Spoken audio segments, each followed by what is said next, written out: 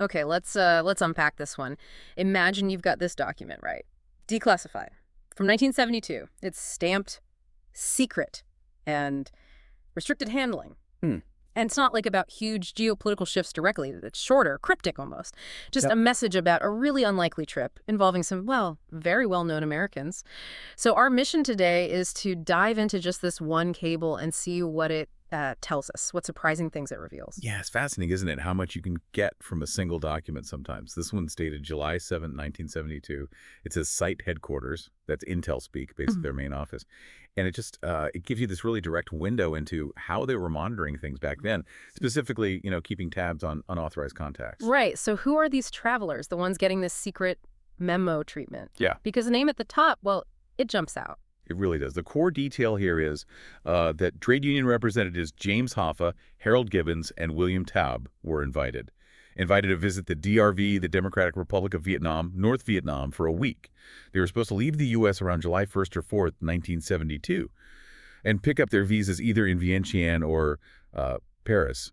But yeah, the bombshell, like you said, is Hoffa, James Hoffa. James Hoffa, wow. The legendary, really controversial Teamsters leader. Why him? This isn't exactly a, standard tourist visa request, is it?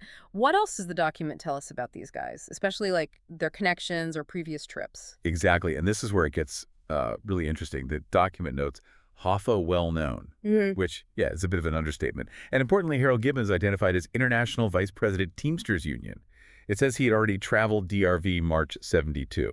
So this wasn't the first time for the union, or at least not for Gibbons. There's a history there. Oh, okay. So Gibbons had been before. Just a few months earlier, yeah. March 72. But then there's William Taub. The cable says no identifiable info Taub. He's kind of a blank slate in this specific memo. But the clear focus, it's on Hoffa and Gibbons.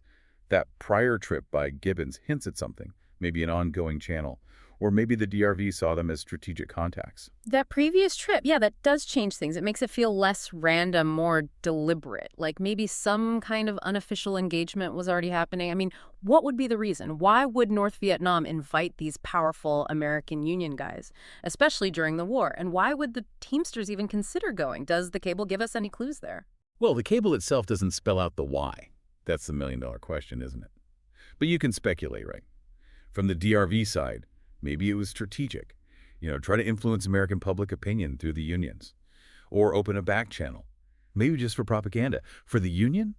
Could it be some kind of citizen diplomacy? Trying to broker peace on their own terms? Or maybe just flexing their muscles on a world stage? We don't know the motives for sure from just this cable. But the fact that U.S. intelligence is watching so closely tells you they thought it was really significant. And then that watching, that monitoring, leads to some kind of weird language in the memo, doesn't it? They say, desire no special coverage, trade union group, and no request to liaison. Like, don't make a fuss. But then right after that it says, but would appreciate any pertinent MHG AOS-related info. Yeah. That feels contradictory. Like, don't look, but tell us everything you see. What's going on there? That's the core puzzle right there. And it really shows the tightrope they're walking. No special coverage probably means, don't actively interfere, don't make it obvious they're being watched, don't make it seem official, maybe avoid spooking them. But asking for MHKOS info, MHKOS was that CIA program, specifically tracking American dissidents, anti-war groups. So it reveals the real game. They were definitely interested, very interested. Yeah. They wanted the intel, just quietly. It shows that any contact like this with an enemy state during wartime, even by non-government figures, was seen through a national security lens. Potential subversion, Okay. So wrapping this up a bit, what does this mean for you listening in? This short secret memo about a potential trip. It seems to paint a picture of the early 70s that's, well, a lot more complicated than maybe we usually think. Absolutely. If you zoom out this one little cable, it just explodes the simple narrative, doesn't it? It shows you had these powerful non-state actors, like union bosses, operating in really sensitive international spaces during the Cold War, during Vietnam. It wasn't just governments talking to governments, and all the while, their own government is watching them carefully, secretly. Especially, as the cable warns, when sensitive intelligence sources and methods involved were potentially compromised. It really makes you question who actually held influence and how many different plays were being run simultaneously. So we've just done a deep dive into this really fascinating kind of fleeting moment, but Yeah. it shows how even something seemingly private, like planning a trip, could become a major intelligence concern. Yeah, and it leaves you wondering, right? How many other unofficial talks, secret meetings, maybe even Hoffa-style trips actually happened? Things that went on completely outside the public eye, but might have shaped events in ways we're only just starting to piece together now, thanks to declassified files like this one. It's definitely something to think about when you consider history and all its hidden currents.